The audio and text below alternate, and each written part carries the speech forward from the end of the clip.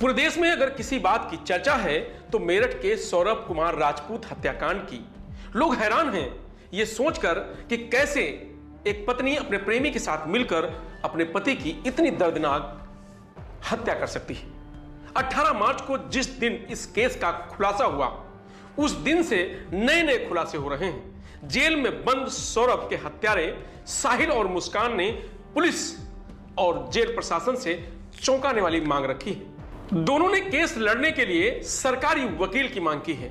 मुस्कान का कहना है कि हमारे परिवार वाले हमसे नाता तोड़ लिया है, ना तो कोई मिलने आया है ना कोई मदद करने के लिए। ऐसे में केस लड़ने के लिए वकील की जरूरत पड़ेगी। तो साहिल और मुस्कान दोनों ने सरकारी वकील की मांग की है। पति सौरभ की हत्या के आरोपी मुस्कान और उसका बॉयफ्रेंड साहिल 5 दिन से मेरठ की जेल में बंद हैं। मुस्कान ने जेल में बॉयफ्रेंड साहिल से मिलने के लिए अनुमति मांगी है, साथ ही एक साथ रहने की भी मांग की है। इस पर जेल पुलिस ने दोनों से मैरिज सर्टिफिकेट मांगा है। पुलिस ने कहा है कि अगर पति पत्नी हैं तो जेल में मैनुअल के मुताबिक पुलिस की मौजूदगी में थोड़ी देर दोनों की मुलाकात कराई जा सकती है। कल जो मुस्कान महिला बंदी है उसने मुझसे मिलने की इच्छा जाहिर की थी, तो मैंने उसको बुलाया तो उसने कहा कि मेरे घर वाले मुझसे नाराज हैं, मुझसे केस मेरा नहीं लड़ेंगे, मेरा केस वो नहीं लड़ेंगे, अतः मुझे एक सरकारी वकील दिलाया जाए। इसी के तहत एक प्रार्थना पत्र लेकर के हम लोग माननीय न्यायालय को भेज रहे हैं, क्योंकि बंदी का ये अधिकार होता है। यदि कोई बंदी कारागार में निरुद्ध है और उसके पास निजी अधिवक्ता नहीं है तो हम उसे सरकारी वकील दिलवाते हैं। इसके तहत हम कार्रवाई कर रहे हैं। पुलिस आज दोनों की रिमांड एप्लीकेशन कोर्ट में लगा सकती है। रिमांड भी मिल सकती है। रिमांड से पहले मुस्कान का प्रेगनेंसी टेस्ट हो सकता है। पुलिस सीन रिक्रिएट कर सकती है। मुस्कान को नशे की दवा देने वाले मेडिकल स्टोर पर रेड पड़ी है। मेडिकल स्टोर मालिक भी जांच के घेरे में है। अब तक पुलिस जांच में सामने आया है कि पति सौरभ की प्रेमी साहिल संग हत्या करने वाली मुस्कान को अपने किए पर जरा भी पछतावा नहीं है।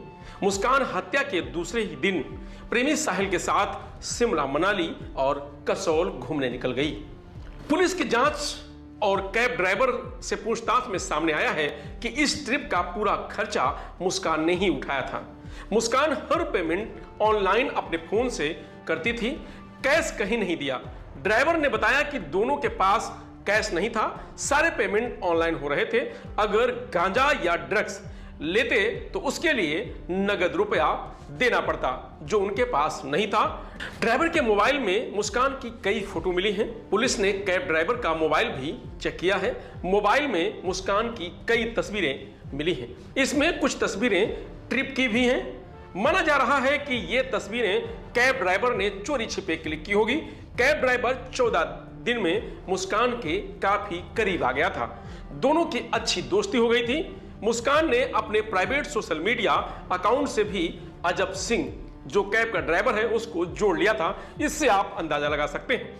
हत्याकांड के बाद मुस्कान और साहिल के कुछ वीडियो और फोटो कैसे वायरल हुए, पुलिस इसकी जांच कर रही है।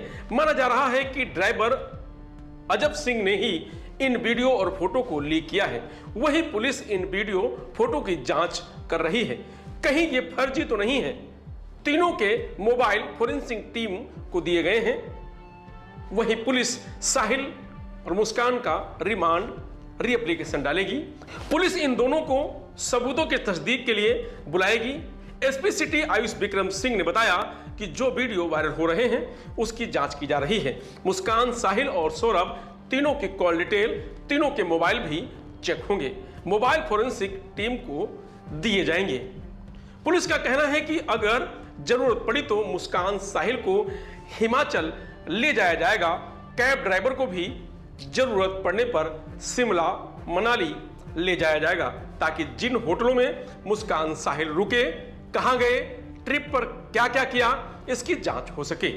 पुलिस के पास बयान और हत्या से जुड़े सारे सबूत भी हैं। जल्द से जल्द चार्जशीट दाखिल की जाएगी। साहिल का कमरा खोलने पर इंस्पेक्टर पर जांच बैठा दी गई है। साहिल के कमरे को खोलने के मामले में ब्रह्मपुरी इंस्पेक्टर शक के घेरे में आ गए हैं। एसएसपी के आदेश पर इंस्पेक्टर की जांच की जा रही है। आखिर इन्वेस्टिगेशन के दौरान साहिल का कमरा क्यों खोला गया, वहां आम लोगों को एंट्री कैसे दे दी गई? ये कमरा हत्याकांड में मुख्य एविडेंस है, जहां साहिल और मुस्कान ने 3 मार्च की रात सौरभ के सिर और दोनों कटे हुए हाथों के साथ रात गुजारी थी। ऐसे में यह कमरा जांच का अहम हिस्सा है, लेकिन इंस्पेक्टर ने इस कमरे का ताला खोलकर वहां लोगों को एंट्री दी।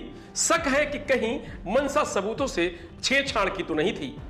वहीं इंदिरानगर के जिस मकान में सौरभ की हत्या की गई, उसके मकान मालिक ओमपाल ने साहिल के साथ मुस्कान को गलत हालत में देखा था। इसकी जानकारी उसने सौरभ को दी थी। मकान मालिक ओमपाल ने अपनी जान का खतरा बताया था।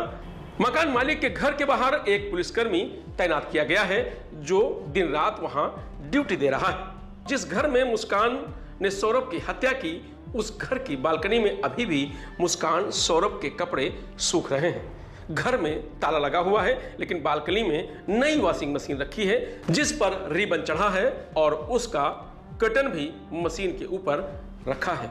पड़ोसियों ने बताया कि मुस्कान ने 3 मार्च को नई मशीन में कपड़े धोए थे। सौरभ उसी दिन नई वॉशिंग मशीन और कूलर लाया था। उसी दिन रात को मुस्कान ने सौरभ की हत्या कर दी। वहीं घर के फर्श पर बीड़ी और माचिस के अधजले टुकड़े पड़े हैं। एक हथौड़ा और सीमेंट की बोरी और ईंट रखी है। माना जा रहा है कि मुस्कान ने लाश को ठिकाने लगाने के लिए यह हथौड़ा रखा था, लेकिन हत्याकांड बीच में खुलने से वो ऐसा नहीं कर पाई। मुस्कान ने सीमेंट निकालकर सौरभ की लाश के साथ ड्रम में डाल दिया। 18 मार्च को मुस्कान ने दोपहर में 3 मजदूरों को भी लाश ठिकाने लगाने के लिए बुलाया था, लेकिन उन मजदूरों ने ड्रम को भारी देखकर मना कर दिया। फिर थाने में इसकी सूचना दे दी थी। वहीं हत्याकांड के बाद से मुस्कान का परिवार अभी घर के अंदर ही बंद है। वो घर के बाहर नहीं निकले हैं। शनिवार को भी कई पड़ोसी उनसे मिलने पहुंचे, लेकिन उन्होंने दरवाजा नहीं खोला। पड़ोसियों ने बताया कि ये लोग अभी तक बाहर नहीं निकले हैं। सौरभ की जिस घर में हत्या हुई, उसके आसपास जो पड़ोसी हैं वो पूरी तरीके से दहशत में हैं। पुलिस जांच में जुटी हुई है और दोनों आरोपी जेल में हैं।